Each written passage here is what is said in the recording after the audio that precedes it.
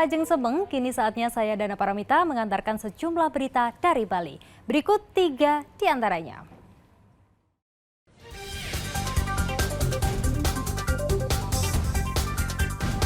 Seorang paman mencabuli keponakannya sendiri yang masih di bawah umur.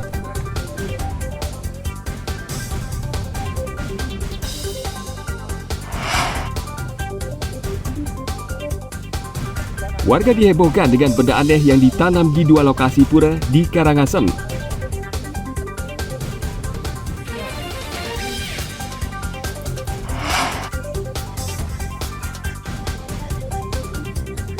Mencoba kesegaran rasa rujak buah buni di Dalung Badung.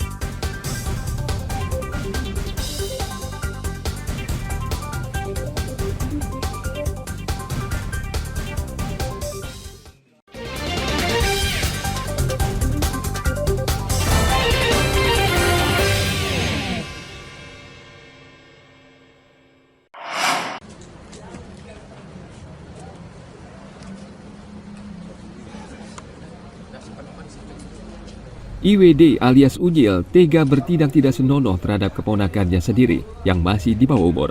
Orang tua korban khawatir dan melaporkan tersangka karena memegang kemaluan anaknya yang masih duduk di bangku sekolah menengah kejuruan. Namun tersangka membantah tuduhan tersebut.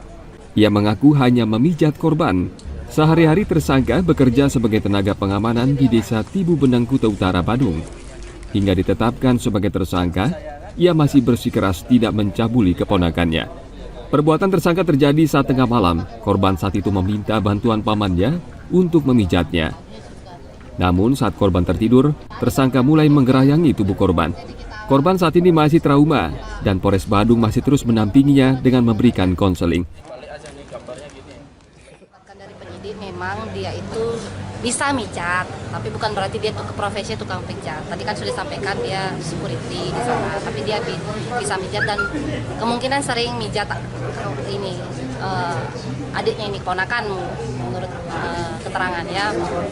Jadi ya mungkin dia hilap atau bagaimana, kita tidak tahu. Akhirnya terjadilah perbuatan cabul, diduga perbuatan cabul. Dia mengakui, Bu? Seperti yang tadi disampaikan, mungkin dia tidak mengaku, tapi kita berdasarkan 2 alat bukti. Hasil keterangannya itu kita berdasarkan 2 alat bukti, ini dari korban dan dari hasil keterangan dari visum. Ini mohon maaf rekan-rekan, kemungkinan jika memang itu agak cukup lama karena memang kita menunggu hasil visum. Visum ini yang memang tidak mungkin bisa 1-2 hari jadi. Kemudian digelarkan, setelah digelarkan ditetapkan status, peningkatan status baru kita amankan. Termasuk juga sambil menunggu visum kan kita meriksa saksi ahli gitu kan, ya terkait dengan korbannya, juga pendampingan dari P2, TP2A dan konseling dan sebagainya. Itu juga kita sambil jalan kita lakukan pemulihan terhadap korban. Penyidik Polres Badung saat ini sudah memiliki 2 alat bukti yang bisa menyeret tersangka ke perbuatan asusila. Tersangka dijerat dengan pasal berlapis, yakni tindak pidana percobaan ruda paksa dan atau pencabulan anak, serta Undang-Undang Perlindungan Anak dengan hukuman diantaranya 10 tahun penjara. Tim Liputan melaporkan dari Kabupaten Badung.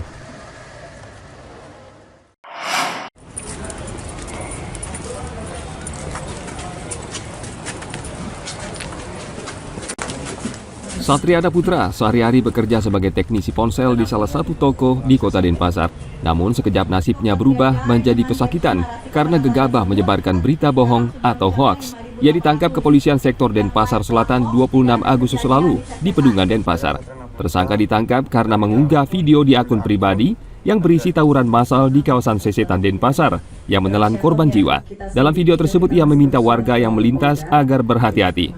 Namun setelah dicek ulang polisi, ternyata tidak ada tawuran massal dan hanya seorang pria yang membawa senjata tajam di jalan raya.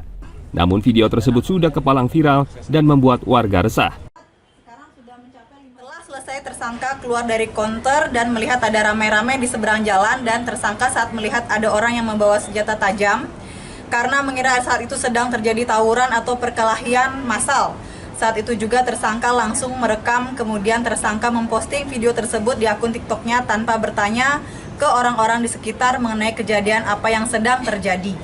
Yang mana dalam postingan video tersebut tersangka memberikan caption narasi atau kata-kata, "Hati-hati menuju Sesetan Denpasar, tawuran lagi."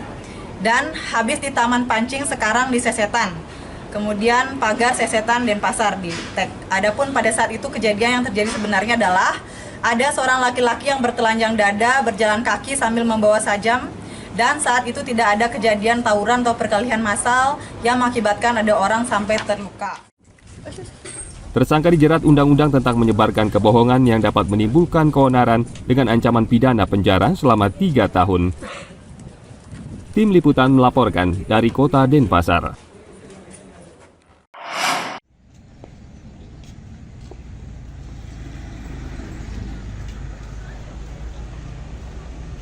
Ketiga tersangka ini merupakan pencuri spesialis peralatan proyek bangunan di Kabupaten Bangli. Mereka ditangkap di daerah Buleleng saat akan menjual barang hasil curian ke daerah Denpasar. Mereka sindikat yang tergolong licin karena sudah 12 kali beraksi di sejumlah lokasi dan baru kali ini tertangkap. Kawanan ini beraksi pada malam hari. Mereka mencari proyek yang menggarap bangunan atau perumahan di lokasi yang sepi. Dengan menggunakan kendaraan, mereka mengangkut mesin molen hingga bersak-sak semen dari lokasi. Barang curian tersebut kemudian mereka jual melalui media sosial.